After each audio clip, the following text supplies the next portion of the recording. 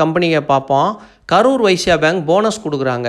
இதுக்கான record date வந்து 26ஆம் தேதி ஆகஸ்ட் 26ன்னு சொல்லியிருக்கிறாங்க. 5 ஷேர் நீங்கள் வச்சுருந்தீங்கன்னா 1 ஷேர் கொடுப்பாங்க.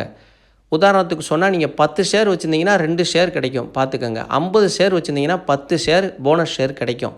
அதுக்கு தகுந்த மாதிரி விலை அட்ஜஸ்ட் ஆகிரும், விலை குறையும் போனஸ் கொடுத்ததுக்கு அப்புறம். இப்போ போனஸ்க்கான ரெக்கார்ட் டேட் வந்து 26ஆம் தேதின்னு சொல்லியிருக்கிறாங்க. 26ஆம் தேதி உங்கள் டிமேட் அக்கௌண்ட்டில் இருந்தால் தான் உங்களுக்கு போனஸ் கிடைக்கும். 26ஆம் தேதி நீங்கள் வாங்கினீங்கன்னா கிடைக்காது, 25 வாங்கினாலும் கிடைக்காது.